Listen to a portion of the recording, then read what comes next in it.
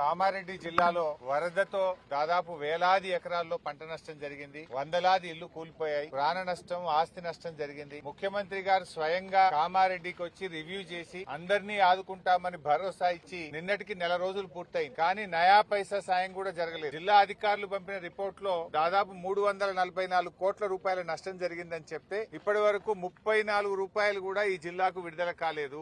ఎక్కడికక్కడ రోడ్లు తెగిపోయినాయి, విద్యుత్ సరఫరా నిలిచిపోయింది, కాలువలకు గండ్లు పడ్డాయి, చెరువులు తెగిపోయాయి. కానీ ఏ ఒక్క చోట కూడా పునరుద్ధరణ ప్రక్రియ స్టార్ట్ కాలేదు. ముఖ్యమంత్రి గారు కామారెడ్డికి వచ్చి కామారెడ్డి ఎల్లారెడ్డి నియోజకవర్గం మధ్య తెగిపోయినటువంటి బ్రిడ్జ్ ను చూసిపోయారు. వెంటనే రిస్టోర్ చేస్తామని చెప్పారు. నెల రోజులైనా ఈ రోజు కూడా ఎల్లారెడ్డి నియోజకవర్గం నుంచి కామారెడ్డి జిల్లా హెడ్ క్వార్టర్ కు రవాణా సౌకర్యం, ఆర్టీసీ బస్సులు లేక పిల్లల చదువులు ఎఫెక్ట్ అవుతా ఉన్నాయి. మరి ముఖ్యమంత్రి గారేమో పెద్ద పెద్ద మాటలు మాట్లాడిండు. 15 రోజుల్లోగా మళ్ళీ హైదరాబాద్ లో మీటింగ్ పెడతా, 15 రోజుల్లో రివ్యూ చేస్తా, మొత్తం యుద్ధ ప్రాతిపదికన పనులు జరగాలన్నాడు. 15 రోజులు కాదు కదా, నెల రోజులైనా మళ్ళా రివ్యూ చేసింది లేదు. జిల్లా ఇన్ఛార్జ్ మంత్రి సీతక్క గారు ఇటు మర్రి చూసింది లేదు, బ్రిడ్జిలు రిపేర్ చేసింది లేదు, రైతులకు పైసా సాయం చేసింది లేదు, ఇండ్లు కూలిపోయిన ప్రజలకు కూడా ఒక్క రూపాయి ఇచ్చిన పాపాన పోలేదు. రేవంత్ రెడ్డి మాటలకు ఎక్కువ, చేతలకు తక్కువ.